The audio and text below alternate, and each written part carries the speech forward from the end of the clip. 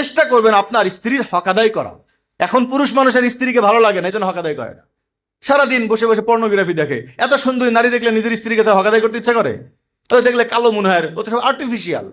আজকে যে নারীর কাছে পুরুষরা দুর্বল, তার অনেকগুলো কারণের প্রধান কারণ হলো সে 15 বছর এই যন্ত্রটাকে, এই মানে তার এই শক্তিটাকে সে অপব্যবহার করেছে। এই কারণে 15 বছর অর্ধেক সে পঙ্গু হয়ে যায়। ডাক্তাররা বলেন যে সমস্ত ছেলেরা আমাদের কাছে রুগী হয়ে আসে, তার 99% হলো যৌবনের অপব্যবহার করার কারণ। হুজুর বলে বলেও ঠিক করা যায় না। ভাই, তা বলে ঠিক করার জিনিস না, হালাল বউ দিলে ঠিক হয়ে যাবে। যৌবনের আরেকটা সমস্যার কারণ হলো এক নারীর কাছে থাকা। এটাও, যেই পুরুষ এক নারীর কাছে থাকবে আস্তে আস্তে তার যৌবন নষ্ট হয়ে যাবে। এটার অনেক থিওরি আছে, আমি লম্বা সময় দিকে যাবো না, যেহেতু আজকে অনেক সময় কম।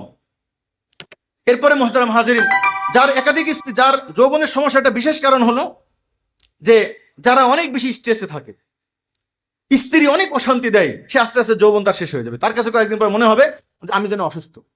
স্ত্রী বলবে কি আমার স্বামী দুর্বল। ভাই, কোনো স্ত্রী যদি কোনো স্বামীর দেলে আঘাত দেয়, যৌবন নির্গত হয় ব্রেন থেকে এবং দেল থেকে। কারোর মাথায় আর দেলে যদি আঘাত থাকে, তার কখনো যৌবন স্ট্রং হয় না। আর নারীরা করবে মারামারি, আসার সাথে সাথে দিছে মাথায় হলো ঝাঁটার বাড়ি।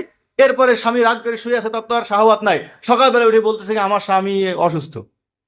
আপনি ভালো ব্যবহার করেন, আপনি সুগন্ধি মেখে থাকেন, আপনি তার সাথে সুন্দর আচরণ করেন, তার সাথে তার জন্য কিছু পাঠান, একটা গরম দুধ করে দেখেন, দেখেন আপনার স্বামী আপনার পূর্ণ হক আদায়কারী হবে।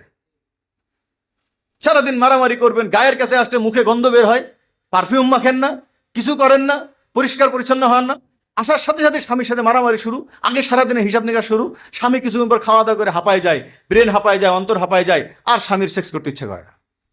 তখন মনে হয় কি আমার স্বামী মনে হয় দুর্বল, যাও তুমি একটু ডাক্তার সাহেবের কাছে যাও। ভাই, ও দুর্বল তো এই নারী বানাইছে।